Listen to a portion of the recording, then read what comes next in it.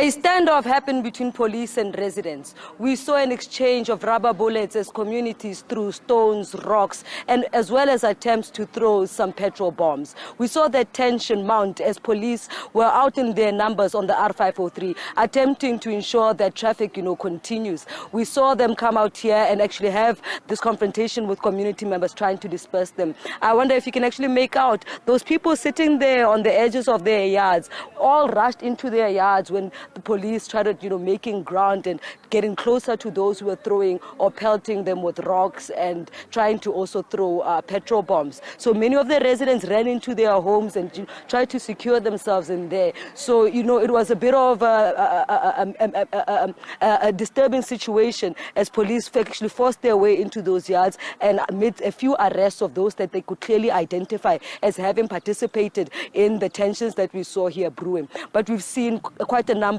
of police out here in their numbers. They've, as I've said, with the confrontation that happened earlier with the exchange of rubber bullets as community members were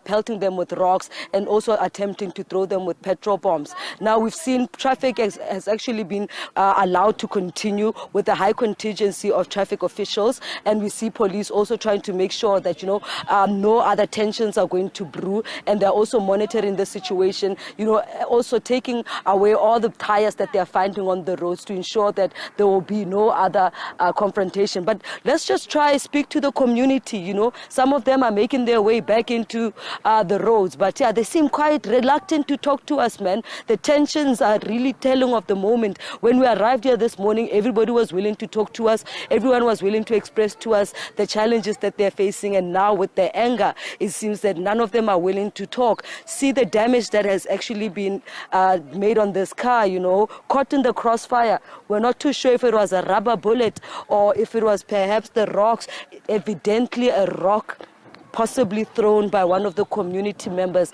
as tensions here continue to rise and mount. This is one of the houses the police actually made their way in, and I saw them actually, make 2 arrests, 1 woman and 1 man, who were found hiding in this yard. Many, as I said, made their way into the various yards that are surrounding this community to make their way away from the police and, any kind of confrontation that would arise in them being shot. But as I said, some are sitting here at the shops. Not all of the shops are open right now. I know the tuck shop down the road there is open, but the other shops here are not open. So let's speak to one of the community leaders we've been engaging with earlier, and let's hear their sentiments now as tensions are mounting. Tensions have gone way beyond what we expected. We saw communities throwing rocks and attempting to throw petrol bombs as police unleashed their rubber bullets. No, in the first place, it's the police who went up there. But our guys were just standing quietly without any weapons. The police came, they started to shoot. So if you come with your guns, I have on my phone, I recorded it, how they stand with their guns. They were intimidating us because we were just standing there peacefully.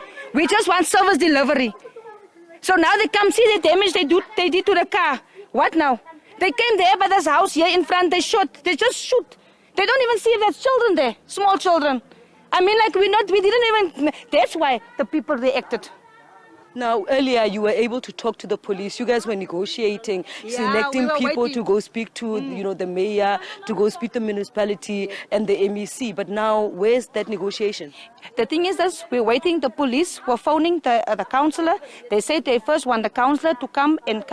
Escort us still there, and we came back. So we were waiting patiently. But then the police started it first. They were starting to shoot the people. With all these tensions happening, do you think that there will be a solution to the situation on the ground, the lack of service delivery and all that we as residents of Danville are crying for? As you can see, up until now, where's the councillor? The one that is supposed to come now and come see what is happening now. Where is our councillor? We were there by his house. Where is his councillor? The councillor is nowhere to be found. So we want him to come so that we can sort this thing out with the MEC. Absolutely. You came to us on the R503 just a few minutes ago, bemoaning that the police are using harsh violence against you guys, and they've detached themselves from the service delivery challenges that are facing all residents. Should I say my name? Yes, I'm Miriam Fasagi once again. I was on the road. The problem is the police is provoking us. It was a peaceful march, not a march, a strike. We alerted them yesterday. They were cahoots with whatever we did yesterday. All of a sudden, they started to shoot early morning on the people.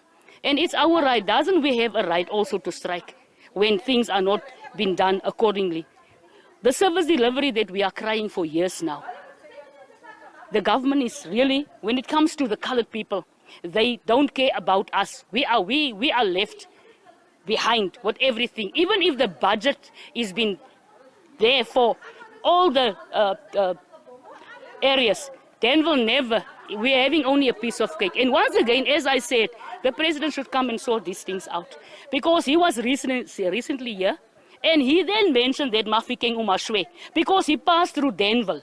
So where is the money that's been allocated for Danville? Where is that money? Where is the city council cannot even service this roads here that we are standing on? More potholes than ever, but people are paying. Yeah. So we're having a sick child here. They even beat him. They were hitting him. And he's here upstairs not right. The police doesn't have the right. I even spoke to one of the police. Don't say it, we're provoking you. He said to me, we'll show you guys that you will not, you will stop doing this. Then I said to them, go stop the people in the village because you are together with them when they strike. But when it comes to the coloreds, you're always having a racial issue. So let me tell you straight in my language also, it's our right to also to strike.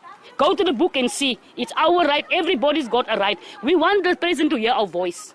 He must come back to Mahikeng where he said, Mahikeng umashwe. We want him with immediate effect here. Because the people that we selected, the premier and all these people, they don't do their job. As long as the president has been just taken to the smooth route, where he doesn't see how the inside look, we don't need that. He must come street to street, travel and see how the people of Danville are living. And it's not now that we are busy striking. We are pleading with the president. He should come immediately because we're not going to stop. Absolutely. Thank you so much for your time. A plea from community members there for an intervention from the president himself, saying that he was here through the presidential imbizo. He even made pointed statements about the state of affairs in Mahikeng, the dire states of, just dirt and rubbish littering the roads. And they're saying that he has seen the sheer distress that communities are facing, and it's about time that he comes back. He comes back and ensures that all the promises that were made are fulfilled and the community get what they deserve. Now, as we've said, the community remains tense. Situation here remains tense. A contingency of police remains posted here. We're going to try also continue with the engagements with government to hear where and how they will intervene to bring hope to this community and maybe perhaps, try to calm the tensions. Sentleeng, I'm interested in this. When we were reporting on the story earlier, the protest was on the main roads and it seems to have gotten into the residential area now. What changed?